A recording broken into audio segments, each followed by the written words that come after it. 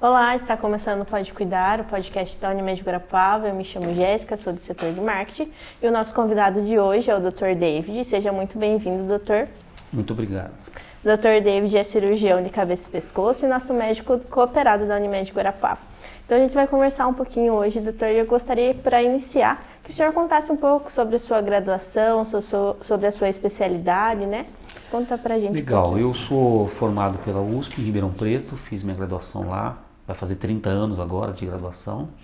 Fiz também a minha residência lá em cirurgia de cabeça e pescoço e fiz também a pós-graduação, mestrado e doutorado. Que legal. Estou vinculado aqui ao Unicentro desde 2012, sou professor, coordeno alguns projetos de pesquisa, Genomas Paraná, Genomas SUS e outros projetos focados em câncer, né? Okay. E atuo em Guarapuava há 26 anos, 25 anos como cirurgião de cabeça e pescoço. Bastante tempo, né? Tempo. Muita experiência, inclusive. Doutor, quais sinais e sintomas da boca, garganta e pescoço merecem atenção, né? Quais sintomas as pessoas costumam ignorar e que, na verdade, não? Deveria ter mais atenção e consultar o médico. Tá. Eu acho assim, importante antes de falar dos sinais e sintomas, lembrar que esse momento do Julho Verde é um alerta, né? Uhum. O Julho Verde começa em 2015, num congresso em Nova York, eu estava lá, inclusive, e é um evento internacional para chamar atenção para essa patologia que é importante. Mas não é para acontecer só em julho, né? Os pacientes vão estar atentos o ano todo, né? Na verdade, não é só em cabeça e pescoço. O grande problema é diagnóstico tardio em tudo, né? Em relação ao câncer de cabeça e pescoço, no Brasil, cerca de 80% dos cânceres são diagnosticados em fase tardia. Isso muda o prognóstico. Se a gente compara com dados, por exemplo, nos Estados Unidos, mais ou menos 25 a 30% são diagnosticados tardios só. Então muda muito, a gente demora por vários fatores. Muito avançado daí, né? Talvez por falta de acesso, mas também porque os pacientes postergam os sintomas. Então a sua pergunta é bem importante, né? Qualquer sintoma que persista mais que 2 ou 3 semanas precisa ser investigado. Então na boca, feridas que não cicatrizam, dor para engolir, alteração da voz na laringe, dificuldade para engolir, caroço no pescoço, os nódulos no pescoço, tem que chamar a atenção. Esse tipo de câncer de cabeça e pescoço compreende várias doenças diferentes no mesmo espaço, né? Lábio, língua, boca, orofaringe, laringe. Então os sintomas são diversos. Mas o que é interessante desses tumores é que eles dão sintomas precoces. Qualquer ferida vai doer para engolir, vai doer na deglutição. E alterações da fala também, procura precoce, né? A gente tem mais ou menos 40 mil casos de câncer de cabeça e pescoço por ano no Brasil. Nossa, é muito. É bastante, casos novos. Se a gente considerar só boca, a gente está falando de mais ou menos 15 mil boca e orofaringe. Se a gente considerar a tireoide, que entra nisso também, cerca de 8 mil, né? Então isso é muito importante, é altamente prevalente, né? No Brasil tem uma importância significativa. Então o que interfere muito é a persistência dos sintomas, né? Qualquer sintoma que venha, é natural que você tenha uma rouquidão, todo mundo tem, mas quando ela persiste mais que 2 semanas, você deve procurar. A mesma coisa uma lesão na boca, todo mundo já teve ou vai ter afta. Então uma úlcera na boca, que dure 1 semana, 2, passou de 2 a 3 semanas, precisa ser investigado. E também é importante lembrar, quando a gente fala do segmento de cabeça e pescoço, 80% dos cânceres de pele são na cabeça e pescoço. A gente tem mais ou menos 220 mil casos novos por ano de câncer de pele, não melanoma. Então, 160, 170 mil são na cabeça e pescoço. Então, o paciente tem que estar atento também para lesões na pele, lesões que não cicatrizam, lesões que coçam, que sangram, são lesões que devem ser investigadas. Legal. Uma ferida na boca ela é comum, mas quando ela deixa de ser normal e passa a precisar de avaliação, além de passar de 2 ou 3 semanas quando é uma lesão na boca, qual mais situações Existem acontecem? sinais de alerta, né? Um dos sinais de alerta é essa persistência depois de 20 dias, 20, 21 dias. Um outro sinal de alerta importante é sangramento. Lesões que sangram deve ligar um sinal de alerta mesmo, tá? E dor, tá? Lesões que têm uma dor, especialmente dor progressiva. O paciente vai percebendo que a dor está piorando, precisa ser investigado mesmo, né? E é incrível porque a gente não precisa de aparelho nenhum para examinar a boca, precisa de uma luz, né? E mesmo assim, tumores de boca chegam avançados. A gente tem um consórcio nacional, coordenado pela Faculdade de Saúde Pública da USP, eu faço parte desse consórcio. Nós estamos criando uma linha de cuidado para o paciente com câncer de boca. E o grande problema é esse, é diagnóstico tardio. Não é tratamento, não é acesso ao tratamento até, é o diagnóstico tardio. E é uma coisa tão simples, é exame, Sim. olhar a boca, tem uma lesão, uma ferida, não cicatrizou, está doendo, está sangrando, precisa procurar um especialista. Ronquidão, doutor, persistente pode indicar quais problemas além? Em quanto tempo ela deixa de ser considerada algo passageiro? Então a rouquidão, ela pode acontecer por diversos problemas, né? Por exemplo, eu vi um paciente hoje que ele não tem um problema na laringe, mas ele tem uma paralisia de prega vocal. Então ele tem provavelmente ele tem uma lesão no sistema nervoso central, né? Mas várias doenças podem comprometer a função da laringe. Na laringe a gente tem que pensar nos pólipos, nódulos da prega vocal, que são lesões benignas. A gente tem que pensar em traumas, granulomas, edema de Heinck, que é o fumante, prega vocal inchada pelo cigarro, que não é câncer também. Mas sim, a gente precisa pensar nas lesões neoplásicas malignas da laringe, né? Essas lesões têm uma associação muito grande com o uso de cigarro e álcool, mas elas podem acontecer também em pacientes não fumantes, né? Fora isso, existem doenças de outros órgãos que vão comprometer a fala. Por exemplo, tumores de esôfago, tumores de pulmão, tumores do sistema nervoso central, do cérebro, podem comprometer a inervação da laringe. Então, qualquer rouquidão precisa ser investigada por um especialista. Precisa ser avaliada a laringe e, a partir da avaliação da laringe, investigar outros órgãos se necessário. Então, a ideia é 3 semanas de rouquidão, procure avaliação especializada. E a dificuldade de engolir é sempre um sinal de alerta? Quais são as possíveis causas? Com certeza. Dificuldade de engolir pode estar envolvido várias doenças também, benignas e malignas, né? Divertículo de Zenker, por exemplo, é uma doença benigna. A própria esofagite pode fazer isso, né? Mas é um sinal de alerta, especialmente se associada com perda de peso. Tá? Então, pacientes que tenham perda de peso associada à dificuldade para engolir, precisa investigar, sem dúvida nenhuma. Tá? Tumores da faringe, do esôfago podem comprometer essa região e comprometer a deglutição, a alimentação. Interessante saber disso, né? Encontrar um nódulo no pescoço é motivo para preocupação? Quando é importante procurar um especialista? Então, essa é uma das queixas mais importantes na prática da medicina geral, porque a gente tem cerca de 800 nódulos no corpo, mais ou menos 800 linfonodos. Desses, entre 180 e 200 ficam no pescoço. Então, todo mundo está cheio de linfonódulo no pescoço, que vão crescer por alguns fatores. Podem crescer por uma doença inflamatória, por uma doença infecciosa ou por um câncer, uma neoplasia. Por exemplo, uma criança com íngua é muito comum, tem uma otite, uma amidalite, ela vai fazer íngua. Geralmente, em pacientes abaixo de 40 anos, essas lesões são benignas. Mas quando essas lesões vêm e começam a crescer, tem evolução, precisa ser investigado mesmo em jovens.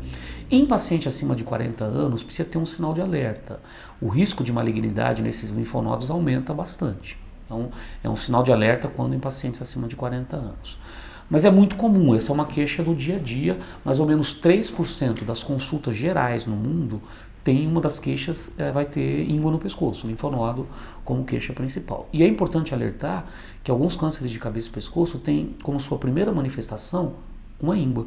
O paciente não tem dor para engolir, não tem alteração da fala, simplesmente um linfonodo maligno no pescoço. Receber o diagnóstico de câncer de cabeça e pescoço ainda assusta muito. Como os tratamentos evoluíram nos últimos anos? Então, na verdade, assusta porque ainda tem um estigma todo da doença, né? Como eu disse antes, se a doença for diagnosticada precocemente, mesmo os tumores malignos, em laringe, em boca, você tem doenças curáveis hoje, com tratamentos acessíveis e com excelentes taxas de cura. Naturalmente, o tratamento evoluiu. Hoje a gente olha, e cada vez mais a gente olha para o tumor na individualidade do tumor. Então, o câncer de boca do seu João não é necessariamente o câncer de boca do seu José. Por quê? Porque a gente olha para alterações moleculares hoje. Então, olhar para o DNA do tumor traz muita informação. Um exemplo clássico é o câncer de orofaringe associado ao vírus HPV. A gente tem cada vez mais câncer de orofaringe em pessoas não fumantes causados pelo vírus, porque são mutações específicas pelo vírus. Então, as mudanças no tratamento, elas se baseiam em o que a gente chama de medicina de precisão. E um dos pontos é a genômica, essas alterações moleculares, que a gente faz essas análises. Quando a gente faz a biópsia dos tumores, isso direciona novos remédios. Existem drogas específicas hoje com respostas excelentes, de acordo com as mutações nos tumores. Naturalmente, existem outras técnicas. Existem abordagens endoscópicas hoje, que a gente faz com muita frequência. Em alguns tumores, ablação. A gente pode fazer ablação de tumores em cabeça e pescoço. Então, sim, o tratamento evoluiu. O problema é que, apesar de toda essa evolução, no Brasil ainda tem uma mudança pouco significativa nos últimos 20 anos de sobrevida ou de cura, porque a gente continua diagnosticando tardio. Esse é o grande problema. A grande questão é o diagnóstico precoce, né? Procurar o quanto antes um médico para avaliação. Não deixar se ter uma situação muito maior do que deveria, né? Existe uma faixa etária em que essas doenças são mais comuns? Sim, esses tumores da mucosa, de cavidade oral, orofaringe, laringe, são tumores mais frequentes em pacientes acima de 50 anos. Classicamente, acima de 50 anos, fumantes e etilistas. O que a gente tem observado na literatura internacional e também no Brasil, nos últimos 20 anos, é uma mudança desse paradigma. Então a gente tem câncer de boca, e especialmente de orofaringe, cada vez mais em pacientes mais jovens que 50 anos e não fumantes, associado ao vírus HPV, o papilomavírus humano, né? Por isso a importância da vacinação para o HPV também, na adolescência, antes do início da atividade sexual, né? Mas classicamente são pacientes acima de 50 anos. Isso falando de tumores de mucosa. Tumor de tireoide, que também está no pescoço, né? A gente vai ter uma incidência muito maior em mulheres, 3 a 4 vezes mais que homens, e na faixa de 30 a 40 anos, né? Mas a gente também vê em pacientes jovens. E dentre os tumores de cabeça e pescoço, o tumor de tireoide é o que hoje mais tem o que a gente chama de medicina personalizada. Existem vários marcadores moleculares que contribuem para definir um tratamento especializado ou personalizado para cada paciente. O consumo frequente de álcool e o tabagismo continuam sendo os principais fatores de risco? Eles potencializam um ao outro? Sem dúvida, eles são fatores importantes. O tabagismo é o principal fator carcinógeno para o câncer de cabeça e pescoço. Ele tem uma relação muito alta de aumento de incidência e um fator sinergístico. Eles se combinam, o álcool e o cigarro potencializam esse efeito. Tá? Então, naturalmente, quando a gente fala de câncer, a prevenção secundária, o que a gente falou antes, que é diagnosticar precoce, é importante, mas mais importante ainda é a prevenção primária, evitar o câncer, né? Evitar a doença. E aí, evitar o cigarro e o álcool é importante. Até muito pouco tempo atrás, a Organização Mundial de Saúde considerava que uma dose de álcool diária não teria problema. Nos últimos 2 anos, o protocolo é que qualquer dose de álcool é ruim e aumenta o risco dessas doenças, né? Então sim, o cigarro é o principal fator, a gente ainda fuma muito. Tem um estudo interessante que saiu alguns anos atrás, Curitiba, entre as capitais do Brasil, é a capital que mais se fuma. Então a gente transfere isso para o interior, já que a gente não tem dados. A gente tem uma alta taxa de tabagismo ainda aqui, e a gente precisa trabalhar esse convencimento da população, né, do risco do cigarro. E não é fácil, né? Sim, e tem o cigarro eletrônico, né, doutor? Também representa risco para a saúde da boca, garganta e do pescoço. E o pessoal usa muito agora. Absurdamente, está se usando demais. Interessante que o que chama atenção é que não são só os jovens. Há um aumento do uso do cigarro eletrônico, paciente acima de 40 até 50 anos. Acho que é modismo, né? Sem dúvida, ele é maléfico, aumenta o risco de câncer. Nós não temos estudos como a gente tem com um cigarro convencional de 30, 40 anos, mas não tenha dúvida, porque ele tem um outro fator, além da carcinogênese, o fator térmico, né? Ele tem micropartículas e tudo isso aí pode fazer lesões térmicas em vias aéreas, fibrose pulmonar, e sim, tem uma relação importante com o câncer. Incrível. Doutor, para a gente concluir, se alguém que está nos ouvindo hoje apresenta uma ferida na boca que não cicatriza, ronquidão persistente, dificuldade para engolir ou um nódulo no pescoço, como a gente falou, qual é a principal mensagem que o senhor deixaria para essas pessoas? Assim, essas pessoas precisam procurar o quanto antes um profissional de saúde da área de cirurgia de cabeça e pescoço ou até um otorrino para uma avaliação. Isso é fundamental. Tá?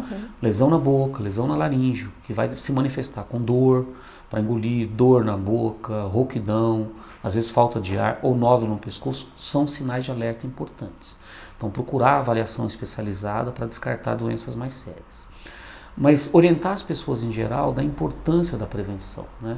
Então, manter o peso dentro do ideal, não fumar, evitar ao máximo o álcool, né? Ter uma dieta equilibrada, atividade física, são todas situações que reduzem muito o risco de doenças malignas, inclusive de cabeça e pescoço. Incrível, doutor. Muito bom conversar com o senhor hoje. A gente gostaria de agradecer em nome da Unimed. Temos um presente para o senhor. Muito obrigado. Muito obrigado. É o nosso copo do Pode Cuidar. Ótimo. Muito obrigado. Né? Nós agradecemos, tá? Para encerrar, se o senhor quiser falar um pouquinho onde que é a clínica do senhor, onde o senhor atende, para o pessoal que fica curioso, né? Tá ótimo. Eu atendo na Rua Coronel Saldanha, 2665, já há alguns anos ali. Tá bom? Tem algum telefone para contato? Tem. 3035 6622. Então tá bom. Muito obrigada, doutor. Muito obrigado. Até o próximo episódio.